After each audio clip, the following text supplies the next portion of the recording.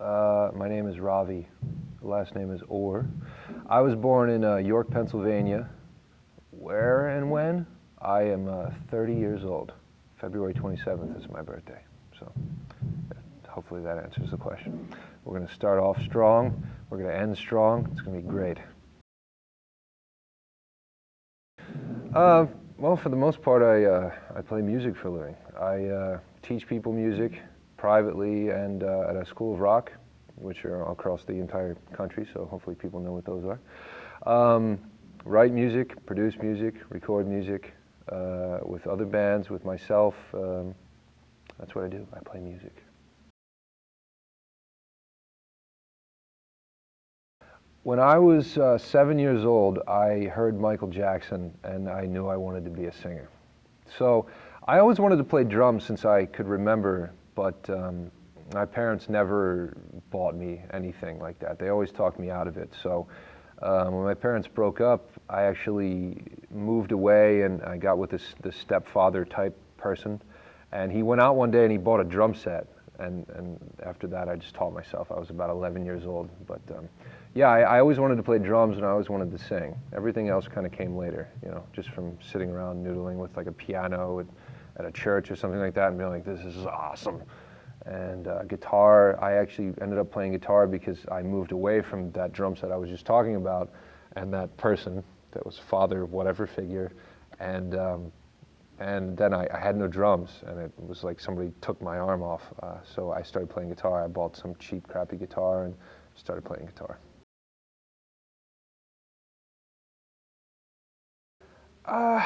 You know, it's hard. When I listen to music of like all kinds, like world music, all kinds of things, I can be inspired by anything. It just, I think most of the time I resonate with things that seem to be really honest and genuine. Somebody wrote it kind of for themselves, instead of a commercialized kind of thing that somebody wrote for the sake of trying to make money or be popular and things like that.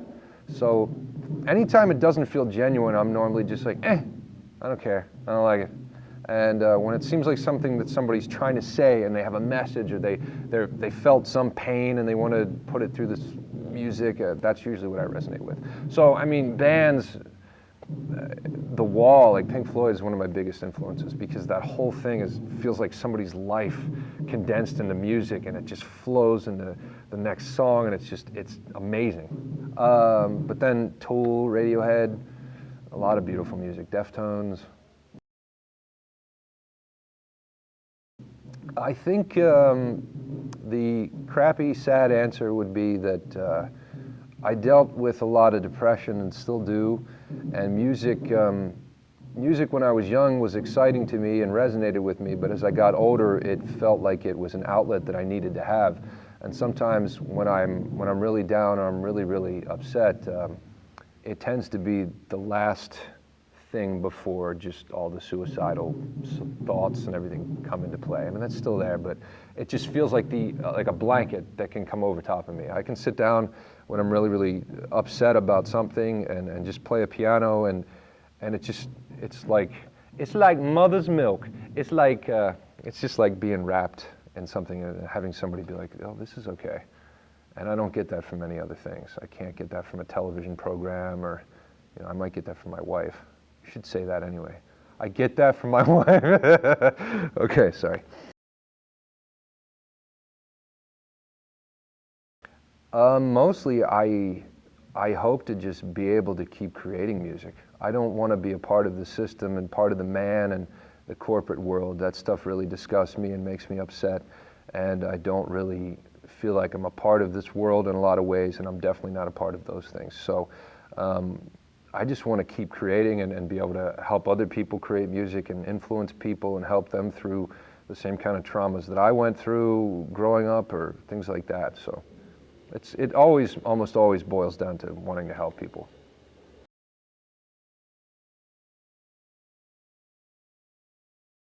Man, I'll try to start with what it takes, because God knows I haven't made it in the music industry, but I would like to think I'm on some kind of a way or a successful journey uphill towards what people might consider success.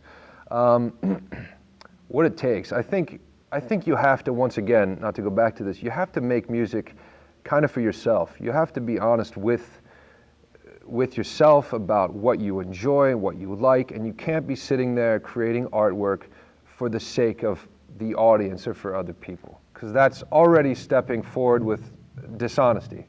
Oh yeah, I want to make it because people like this. Oh, they'll like this part. Don't do it for that reason. You should do it for you, because that's you expressing yourself. That's what art is. To me, at least, it's the expression of one's own everything. It's getting in contact with all these magical things in the world and throwing them out there into paintings and crafts and all that kind of stuff. So you have to be honest with what you're doing, and you have to recognize, of course, as everybody says, that success does not come from a TV show contest like The Voice, things like that. It comes from perseverance, drive, dedication. If we're talking about music, it comes from obsession, because you cannot play an instrument well unless you're pretty much completely obsessed with it. And yeah, it just takes a lot of work. And it takes believing in what you're doing too, confidence, all kinds of crazy things.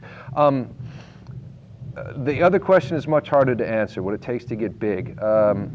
Everybody defines success in a little bit of a different way. I tend to define it as in, are you able to do what you want to do every day, or do you have to get up and sell yourself to somebody else? Do you have to go be on somebody else's clock?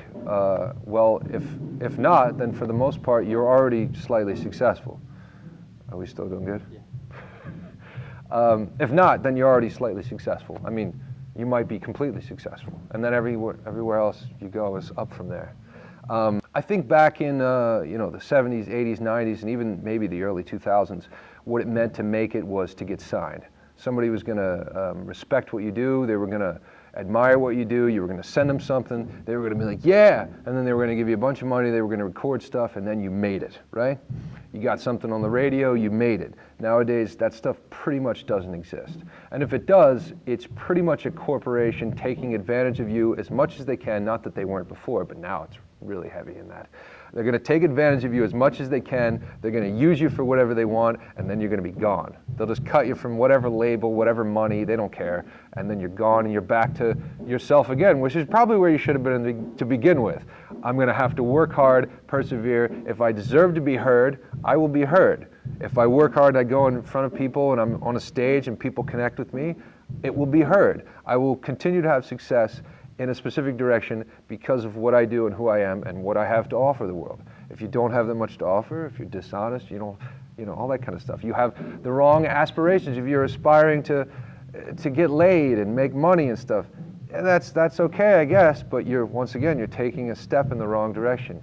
So, if I could wrap that all back around into a beautiful conclusion, that would be great, but I don't know if I have one.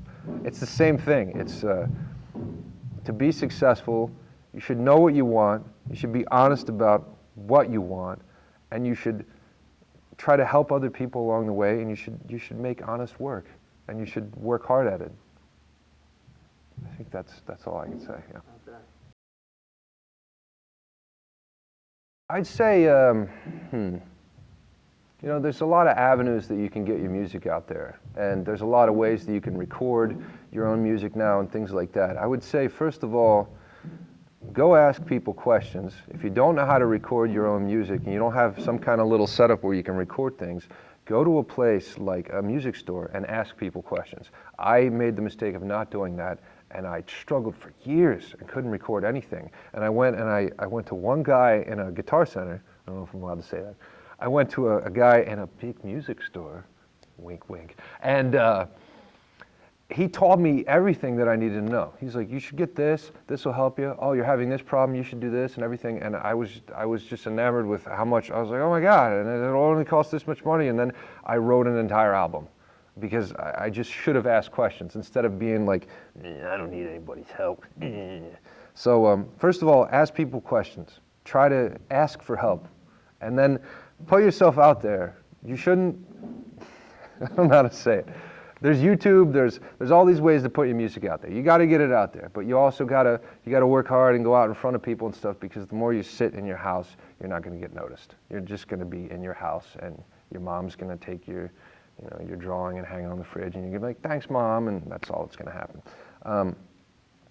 So, as I said, like 5 times now, make music for yourself. Make music that you enjoy. Do not have other people in your head while you're creating these things. You will tend to get in your way of your creations. The more you overthink things, the more you think about what if they don't like my voice, what if you're just going to get in the way of the creative process, and then you're going to ruin the creative process, and it's not going to flow and work the way that it's supposed to. All this stuff is like art is supposed to flow out of the individual. Sometimes people say it's you're channeling it and it's coming into you. Whatever you believe, that could be complete bullcrap to some people. Either way, it needs to flow in through you and out. And the more that you're getting in the way with fear and all that kind of stuff, the more it's not. So, yeah, ask questions, put yourself out there, make honest work and work hard, and try to get away from the man, because the man wants to hold you down.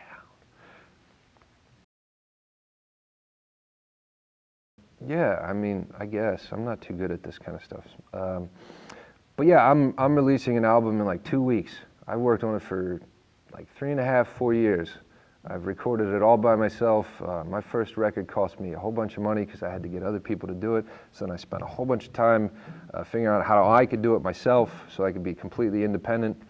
Power to the people. And my new record's coming out in 2 weeks. It's called The Woe of the Crow and His Poison Tree. And my band's called Phyllotaxis. It's all me. I play everything, I write everything, I do everything. So. Cool. Okay. I'll put that in that for you. All right. Thanks, man. Thank you so much. Yeah, man. Thanks for asking me to do it.